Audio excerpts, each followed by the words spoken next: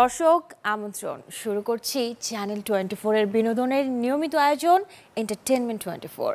দেশ বিদেশের বিনোদনের নানা খবর নিয়ে সাজানো প্রতিদিনের মতো আজও আপনাদের সাথে আছি আমি শাহরিন জেবিন। দেশের সেন্সর বোর্ডে আটকে থাকা ছবি কাঠগোলাপ প্রদর্শিত হচ্ছে বুলগেরিয়ার দ্য গোল্ডেন ফেমি ফিল্ম ফেস্টিভ্যালে। বছর খানেক ধরে আটকে থাকা যেই সিনেমাটি নির্মাণ করেছেন তরুণ পরিচালক সাজ্জাদ খান, ছবির প্রযোজক ফরমান আলী জানান 1 জুন বুলগেরিয়ার রাজধানী সোফিয়া বলকান প্যালেসে হবে উৎসবের সমাপনী আয়োজন। সেদিনই দেখানো হবে কাঠগোলাপ। সেখানে আমন্ত্রিত অতিথি হিসেবে তার উপস্থিত থাকার কথা রয়েছে। সিনেমাটি মুক্তির আগেই বিভিন্ন আন্তর্জাতিক চলচ্চিত্র উৎসবে অংশ নিয়ে সাড়া ফেলেছে, পেয়েছে পুরস্কারও। তারই ধারাবাহিকতায় সিনেমাটি যাচ্ছে বুলগেরিয়ায়। অপূর্ণ রুবেলের গল্প ও চিত্রনাট্যে কাঠগোলাপের প্রধান 4টি চরিত্রে অভিনয় করেছেন কেয়া, রাশেদ মামুন অপু, মেঘলা মুক্তা ও দিলরুবা দোয়েল। সিনেমার পর্দা থেকে এবারে বইয়ের পাতায় স্থান পেল চলচ্চিত্র কাজল রেখা। 400 বছর আগের গল্প ময়মনসিংহ গীতিকার কাজল রেখা নিয়ে সিনেমা নির্মাণ করেন পরিচালক গিয়াসউদ্দিন সেলিম, যেটি মুক্তি পায় গত রোজার ঈদে।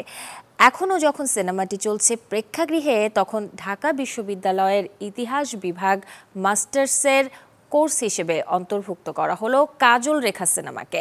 এখন থেকে কোর্স হিসেবে পড়ানো হবে এই ছবি। মাস্টার্স কার্যক্রমের নতুন সিলেবাসের পাঠ্যসূচিতে সংযুক্ত করা হয়েছে এটি। দীর্ঘ 12 বছর গবেষণা করে এটি নিয়ে সিনেমা নির্মাণের উদ্যোগ নেন গিয়াসউদ্দিন সেলিম। বিষয়টি নিয়ে দারুণ উচ্ছ্বসিত এই নির্মাতা। কাজল রেখা সিনেমার নাম ভূমিকায় অভিনয় করেছেন মন্দিরা চক্রবর্তী। এছাড়াও আরও অভিনয় করেছেন শরীফুল রাজ, রাফিয়াত রশিদ মিথিলা, ইরেশ জাকের, সাদিয়া আয়মান, আজাদ আবুল কালাম, খায়রুল বাশার সহ আরও অনেকেই। সম্প্রতি অনুষ্ঠিত চলচ্চিত্র শিল্পী সমিতির নির্বাচনে 21 জনের মধ্যে মিশা দীপজল প্যানেল থেকে 18 এবং কলি নিপুণ প্যানেল থেকে নির্বাচিত হয়েছেন 3 জন। ভোটারদের ভোটে জয়ী এই 3 জন কি থাকবেন প্যানেলে? এমন প্রশ্ন যখন ঘুরপাক খাচ্ছিল, তখন নির্বাচিতরা জানান সিনেমার উন্নয়নে মিশা দীপজলের সাথে কাজ করবেন তারা। চলচ্চিত্র শিল্পী সমিতির নির্বাচন শেষ হলেও এর রেশ কিন্তু রয়ে গেছে এখনো। এবারের নির্বাচনে শিল্পীদের ভোটে সমিতির দায়িত্ব নিয়েছেন মিশা সওদাগর ও মনোয়ার হোসেন দীপজল। দায়িত্ব নিয়েই সব ভেদাভেদ ভুলে সবাইকে সাথে নিয়ে কাজ করার প্রত্যয় ছিল সমিতির নতুন নেতৃত্বের কণ্ঠে। পোর্টফোলিও ছিল আমাদের 10 জন, আমরা 9 জন হয়েছে। স্পোর্টস অ্যান্ড কালচারাল ওখান থেকে ডন পরাজিত হয়েছে, আমাদের পক্ষ ছিল শুধুমাত্র ইমন এসছে। আর ওইখান থেকে 2 জন এসি এসছে, একটা হচ্ছে আমাদের সনি আর একটা হচ্ছে পলি। তো ইনশাল্লাহ তারা আমাদের ক্যাবিনেটে যখন আসে তারা সম্পূর্ণ আমাদের সমস্ত সহযোগিতা পাবে। মাহমুদ কলি ও নিপুণ আক্তার পাশ না করলেও তাদের প্যানেল থেকে শিল্পীদের ভোটে ক্রীড়া ও সাংস্কৃতিক সম্পাদক পদে খল অভিনেতা ডনকে পরাজিত করেছেন চিত্রনায়ক ইমন। এই নায়কের মতে শিল্পীদের ভালোবাসার প্রতিদান তিনি দিতে চান কাজ দিয়ে।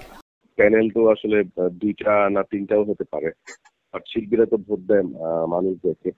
তো যেহেতু আমাকে প্রতিবারের মতো এবারও তারা ভালোবেসে ভোট দিয়েছে, আমি জয়লাভ করেছি, তো এই জন্য আমি তাদেরকে কখনোই অ্যাভয়েড করবো না। আমার কাছে কখনোই এই সিচুয়েশন হয়নি। আমি ওই প্যানেল থেকে আসলেও আমি আমার কাজ করে যাব। যা যা করা দরকার, যা যা প্ল্যান দরকার, আমি আমার মতো কাজ করে যাবো সবসময়। নতুন কমিটিতে কলি নিপুণ প্যানেল থেকে কার্যকরী সদস্য পদে জয়ী হয়েছেন চিত্রনায়িকা পলি ও চিত্রনায়ক সনি রহমান। তাদের মতে ভোটের পর সবাই এখন একটি পরিবার। যখন ইলেকশন ছিল তখন 2টি পক্ষ ছিল, বিপক্ষ ছিল। এখন যেহেতু 2 পক্ষ থেকে আমরা সবাই ইলেক্টেড হয়ে এখানে এসেছি, এখন আমাদের একটি কমিটি, সেটা হচ্ছে মিশা দীপজল কমিটি। দীপজল ভাই কিংবা মিশা সওদাগর ভাই, ওনাদের যে প্যানেলের 18 জনের সঙ্গে যুক্ত হয়েছি, সেই ক্ষেত্রে কাজের ক্ষেত্রে আমরা প্রথম ধাপের যে মিটিংটি করেছি এবং তাদের সঙ্গে যে সলা পরামর্শগুলো করেছি, সেই ক্ষেত্রে খুব পজিটিভলি দেখছি এবং আশা করছি শিল্পীরা যেভাবে মর্যাদা দিয়ে, সম্মান দিয়ে, ভালোবেসে ভোট দিয়েছেন এবং ভোট দিয়ে জয়যুক্ত করেছেন, তাদের আস্থা, ভালোবাসা এবং তাদের প্রতি সম্মান রেখে অবশ্যই আস্থা রাখি কাজ করে যেতে পারবো। চলচ্চিত্র শিল্পী সমিতির এবারের কমিটিতে মাত্র 3টি পদ ছাড়া 18টি পদেই জয় পেয়েছে মিশা দীপজল প্যানেলের প্রার্থীরা। মাকসুদুল হক ইমু, চ্যানেল 24, ঢাকা। মস্কো আন্তর্জাতিক চলচ্চিত্র উৎসবে পুরস্কার জয়ী বাংলাদেশের সিনেমা আদিম এবারে মুক্তি পাচ্ছে অনলাইন প্ল্যাটফর্ম চরকিতে। 2 মে থেকে দেখা যাবে এই সিনেমাটি। আদিম সিনেমার পরিচালক যুবরাজ শামীম জানান, ছবিটি দেখার জন্য প্রচুর দর্শক অপেক্ষা করছেন, আর কদিন পরেই দর্শকদের অপেক্ষার সমাপ্তি হবে। চরকির মতো একটি প্ল্যাটফর্মে সিনেমা থাকবে, এটা সিনেমার সকলকে তৃপ্তি দিচ্ছে বলে জানিয়েছেন তিনি। আদিম ছবির কাহিনী বস্তিকে কেন্দ্র করে। সিনেমার দৃশ্য ধারণ হয়েছে টঙ্গীর ব্যাংক মাঠ বস্তিতে। চলচ্চিত্রটির চরিত্রগুলো বাস করেন বস্তিতে। গণ অর্থায়নে তৈরি হয়েছে আদিম। দীর্ঘ ৯ বছর পর পর্দায় ফিরছেন অভিনেতা ইমরান খান। মামা আমির খানের হাত ধরেই কামব্যাক করতে চলেছেন জানে তু ইয়া জানে না খ্যাত এই অভিনেতা। সর্বশেষ ইমরানকে দেখা গিয়েছিল 2015 সালে মুক্তি পাওয়া ছবি কাট্টিবাট্টিতে। নিজের প্রযোজনা সংস্থা থেকে হ্যাপি প্যাটেল ইন গোয়া নামের একটি সিনেমা তৈরি করছেন আমির খান।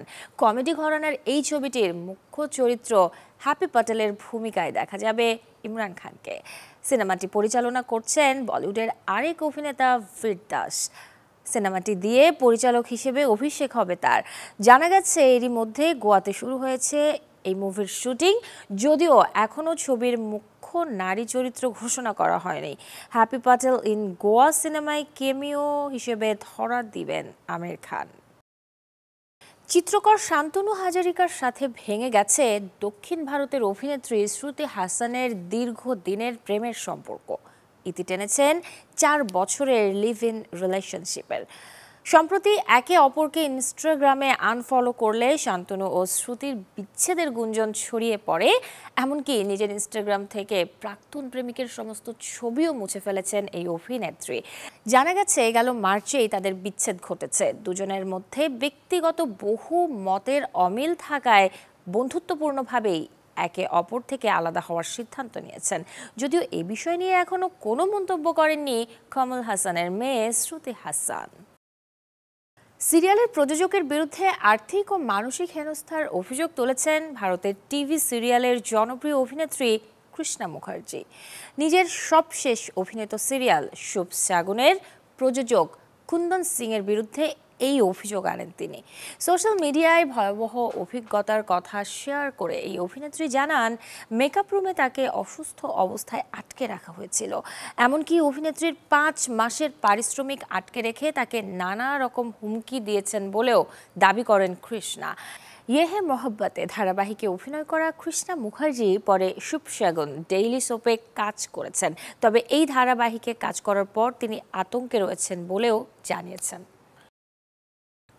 চেয়েছিলেন পরিবর্তন, আর তাই গানে গানে করেছিলেন সরকারের সমালোচনা। এটি ছিল ইরানের জনপ্রিয় গায়ক তোমাজ সালেহির অপরাধ।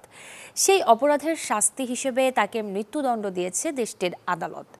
বছর 2 আগে পুলিশি হেফাজতে থাকা অবস্থায় মারা যান ইরানি তরুণী মাসা আমিনি। সেই ঘটনার পরই ফুঁসে ওঠে দেশটির জনগণ। ইরান জুড়ে যখন আন্দোলন চলছিল তখন 33 বছর বয়সী তোমাজ সালেহি দেশের দুর্নীতি, শাসন ব্যবস্থা, সরকারের নানা রকম সমালোচনা করে গান করেন। যে কারণে 2022 সালের অক্টোবরে সালেহিকে গ্রেপ্তার করে ইরানের পুলিশ। এরপর জামিনে ছাড়া পেলেও পরে আবারও গ্রেপ্তার করে গত সপ্তাহে শিল্পীর মৃত্যুর আদেশ জারি করা হয়। এই ঘটনায় প্রতিবাদ জানিয়েছে সঙ্গীতের সর্বোচ্চ পুরস্কার গ্র্যামির কর্তৃপক্ষ দ্য রেকর্ডিং একাডেমি। দর্শক, এই ছিল এন্টারটেনমেন্ট 24-এর আজকের আয়োজনে। বিনোদনের সব খবর জানতে ভিজিট করুন আমাদের ফেসবুক পেজ এবং ইউটিউব চ্যানেলে। আগামীকাল ঠিক একই সময়ে আবারও দেখা হবে। সেই পর্যন্ত সবাই ভালো থাকুন, সুস্থ থাকুন, চ্যানেল 24-এর সাথেই থাকুন।